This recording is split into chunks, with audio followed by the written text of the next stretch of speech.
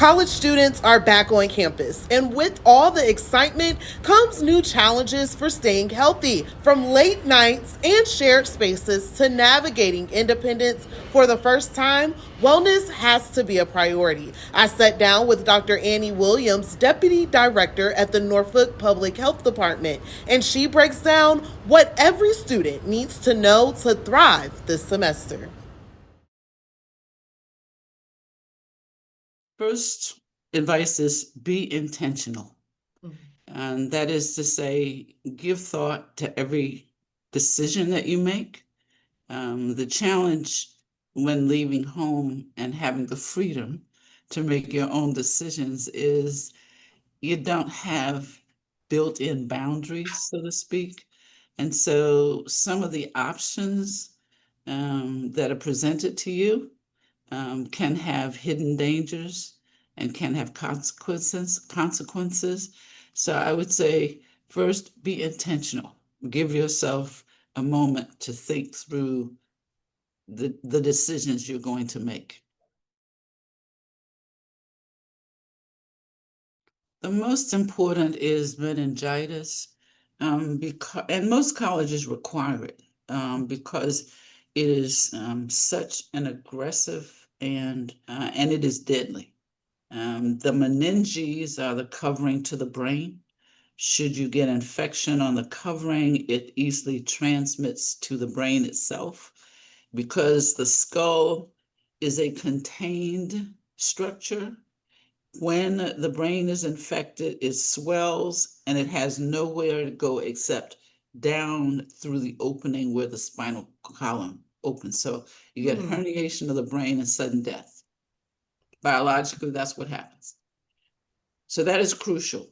Also, going into what we call a congregate setting, you need to be aware of the kinds of germs that can be passed via respiratory sneeze, cough, soil surfaces. And so we encourage college students to please get their flu and COVID vaccines because the respiratory virus system season starts just as they're about to get back to school. Because it's not just children that require immunizations. And I like now using the term immunizations instead of vaccines or vaccinations because of the manner in which immunizations actually work. And because adults are also required to get immunizations as they advance through the various stages of life. So the ones that they've obtained while in high school, middle school, and primary grades are important because they do provide that protection. But there are going to be other immunizations that they will require to protect themselves as they mature and grow into later adulthood.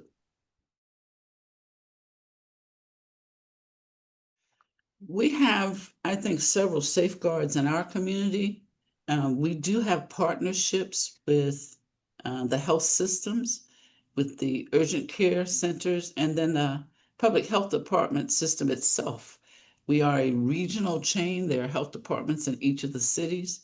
And so even after hours, it is possible to reach out for acute problems, shortness of breath, chest pain, hemorrhage trauma, you certainly have to go to an emergency center. But otherwise, we think the health department is a great safety net. We do have great collaborations with the school, university school clinics and health programs. And so you don't have to just call your frat brother or your cousin or your mom even. So we are a safeguard and we do encourage that they reach out for the kinds of conditions and concerns that typically are seen for college students. And I don't hesitate to say that one of them is that whole category of sexually transmitted infections. We offer free testing. And it is crucial that testing is done because the majority of sexually passed infections do not cause symptoms. So you would not know that you had it if you weren't tested. So we encourage that they come to our evening clinic. We do have clinics every week on Tuesday that last until 6:30 in the evening. And we have some rapid tests that we're able to do in the clinics themselves, Monday through Friday. We have open walk-in visits, so they can come in and we will be able to test and in many cases get an instant result. You should know the consequences of irrational involvement. Irrational involvement includes partnering with many people at one time, involves partnering with someone whose own sexual history you're not aware of, and partnering without using one of what we know to be a fairly good barrier to protecting against STIs, and that is condoms. They are both male and female condoms that are available. They also are free here at the health department. You just have to walk in. We actually have a container where you can pick them up and you don't have to speak to anybody about it. Yeah, I think anxiety is a normal response to being in a different or unique situation. Whether you're trying out for the soccer team or the basketball team, and you're competing against others whose skills are probably better than yours, or whether you're going into a new country, a new state. But in this case, you're going into a totally new experience. College as an experience is like going from middle school to high school. It's very anxiety provoking.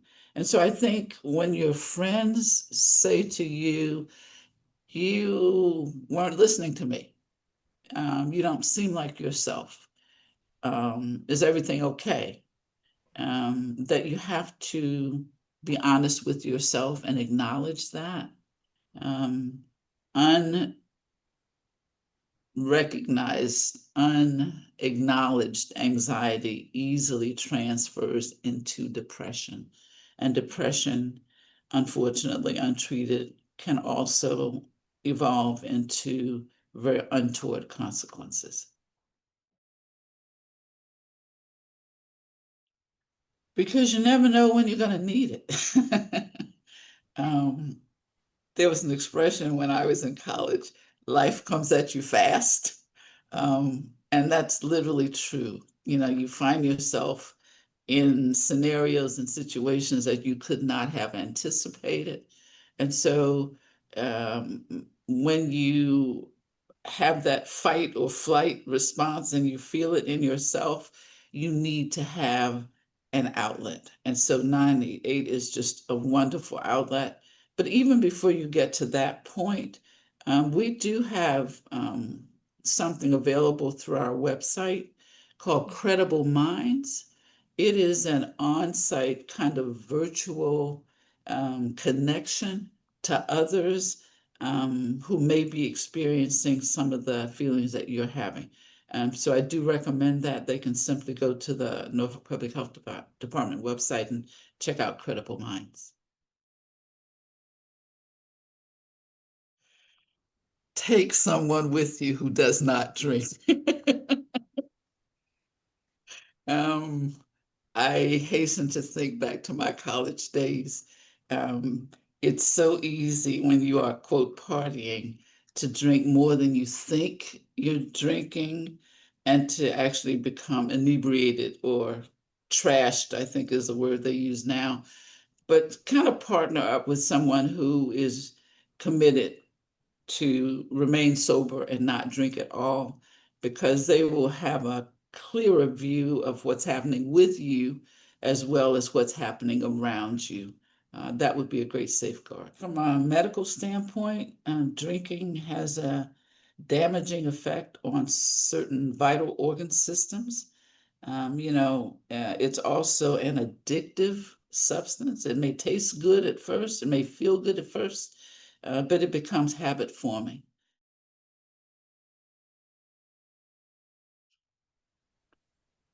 Do respect others and listen actively.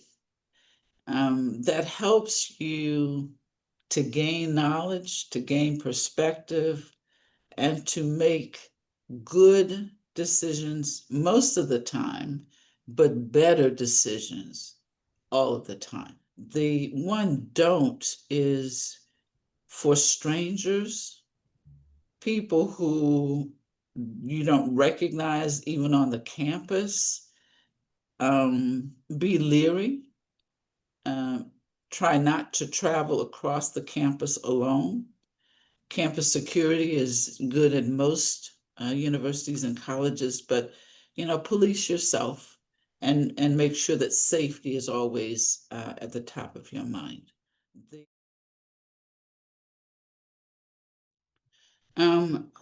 PREP, PrEP, stands for pre-exposure prophylaxis, and it's specifically against HIV. It is available and recommended for everyone who is sexually active, even in mutually exclusive relationships. Sometimes PrEP is a lifesaver. If you choose a partner that already is infected with HIV but is being managed, then you're taking this one pill, which is what PrEP medically involves, can protect you from getting HIV. So PrEP also is a program available through our health department. Doxypep is even more impactful. Studies have proven that the use of an antibiotic, in this case doxycycline, an antibiotic in the tetracycline class, taken within a given period of time after unprotected sex, will prevent infection, particularly syphilis, HIV, in certain persons. It is recommended mostly for those in the LGBT community who are non-binary. So doxypep is an option that we would also recommend for certain individuals, but PrEP is available for everyone and is recommended for those who are sexually active and not secure in the knowledge that they are only in a mutually binding, quote unquote, relationship. Yeah. Make sure that they are committed to learning the facts. Give them permission and encourage them to do it on their own. Try not to lecture them and tell them what your experience was like, because their experience is going to be light years away and apart from what yours was. So give them permission to make their own decisions, but to make good choices based on facts and not on innuendo or someone else's thoughts or opinions.